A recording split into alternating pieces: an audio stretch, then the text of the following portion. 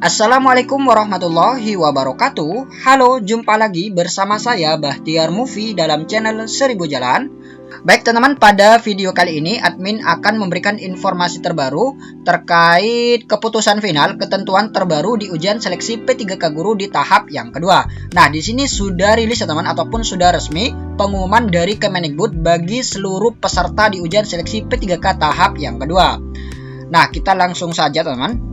Nah, jadi ini dia teman, surat dari Kemendikbud pengumuman nomor 7464 tahun 2021 tentang ketentuan pelaksanaan seleksi kompetensi 2 guru ASN P3K tahun 2021. Nah, kita langsung ke bagian ini.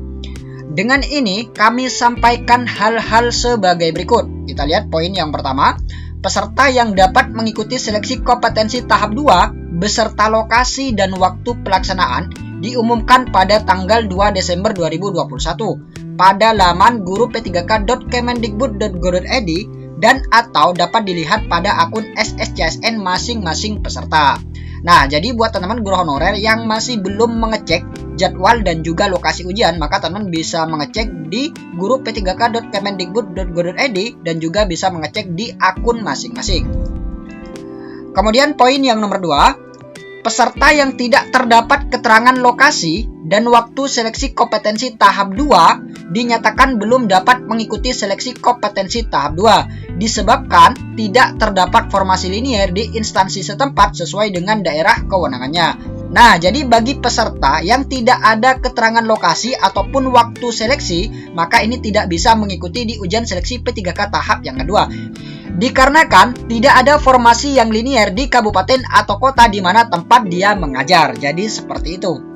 Kemudian poin yang nomor 3, peserta diharapkan mencetak kartu peserta ujian yang disediakan sejak tanggal 2 sampai dengan 5 Desember 2021 di akun SSCSN masing-masing peserta. Nah, jadi buat teman-teman guru honorer yang masih belum mencetak kartu peserta ujian, maka teman-teman segera mencetak karena waktu ataupun pelaksanaan ujian seleksi P3K tahap kedua ini akan dilaksanakan 3 hari lagi ataupun tanggal 7 Desember. Jadi seperti itu.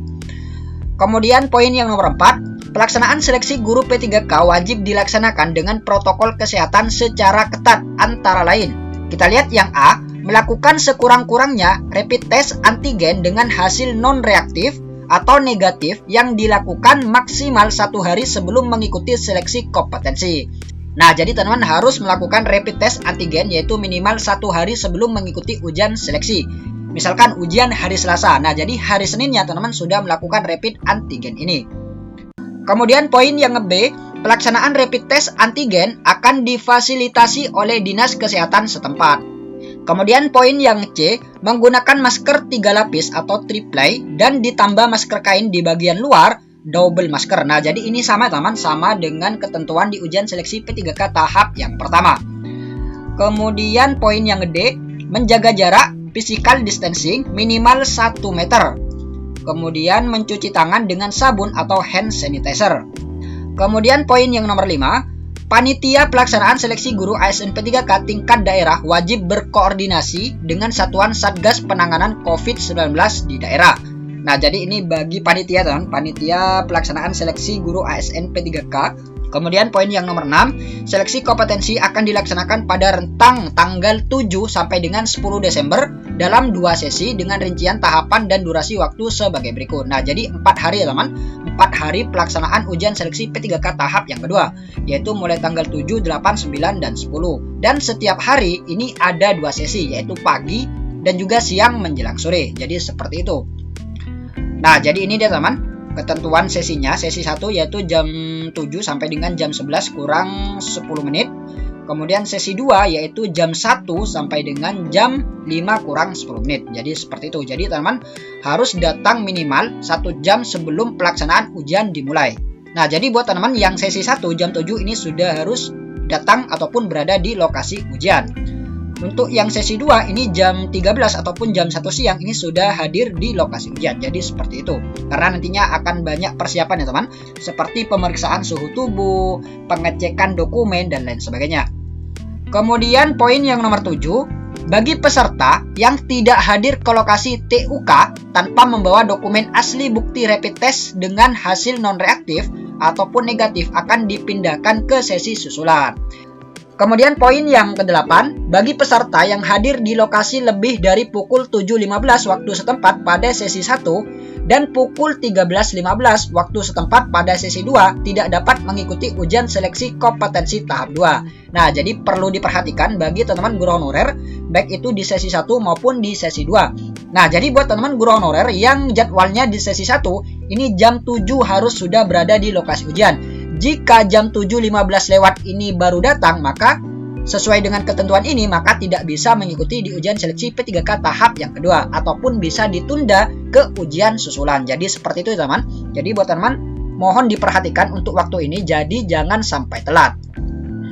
Kemudian poin yang nomor 9, bagi peserta yang tidak hadir ke lokasi TUK tempat ujian kompetensi pada sesi yang ditentukan karena alasan kesehatan, rapid test reaktif, positif COVID-19 atau sakit atau melahirkan, atau karena alasan kasus khusus ataupun keadaan kahar, yaitu kondisi geografis, transportasi, bencana alam, dan lain sebagainya, wajib menyampaikan laporan tertulis kepada penanggung jawab lokasi TUK dengan menyertakan alasan dan bukti.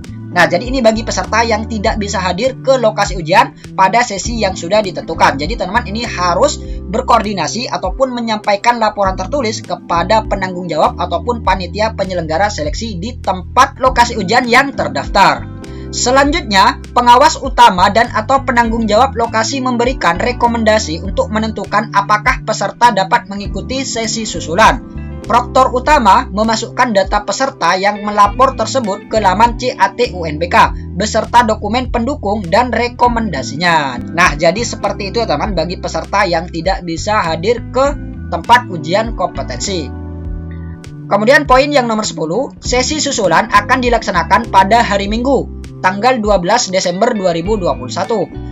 Pengumuman jadwal dan TUK sesi susulan dapat dilihat melalui laman guru p3k.kemendikbud.go.id satu hari sebelum pelaksanaan, Sabtu tanggal 11 Desember 2021. Nah, jadi untuk ujian susulan ini dilaksanakan pada hari Minggu ya teman, hari Minggu tanggal 12. Dan untuk jadwal beserta TUK-nya ini bisa dicek mulai hari Sabtu, yaitu tanggal 11 Desember 2021, yaitu di guru p3k.kemendikbud.go.id. Kemudian poin yang nomor 11, peserta yang mengikuti sesi susulan tersebut wajib mengikuti prosedur yang sama dengan sesi reguler.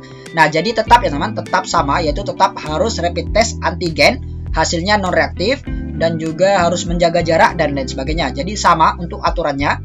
Kemudian poin yang nomor 12, peserta yang tidak dapat hadir pada sesi susulan, baik karena masih dalam kondisi terpapar COVID atau alasan lain, dinyatakan tidak mengikuti seleksi tahap 2.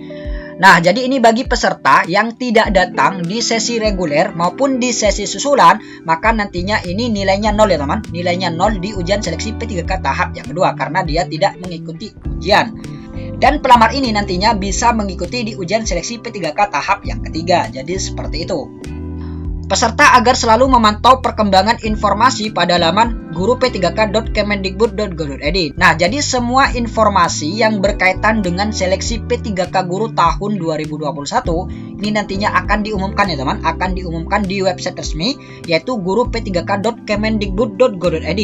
Jadi teman-teman sering-sering pantau website tersebut. Demikian pengumuman ini disampaikan untuk diketahui dikeluarkan di Jakarta pada tanggal 3 Desember 2021. Direktur Jenderal Guru dan Tenaga Kependidikan selaku Ketua Panitia Seleksi P3K Jabatan Fungsional Guru yaitu Iwan Sahril.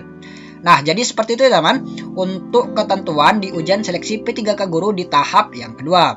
Semoga video ini bermanfaat. Wassalamualaikum warahmatullahi wabarakatuh.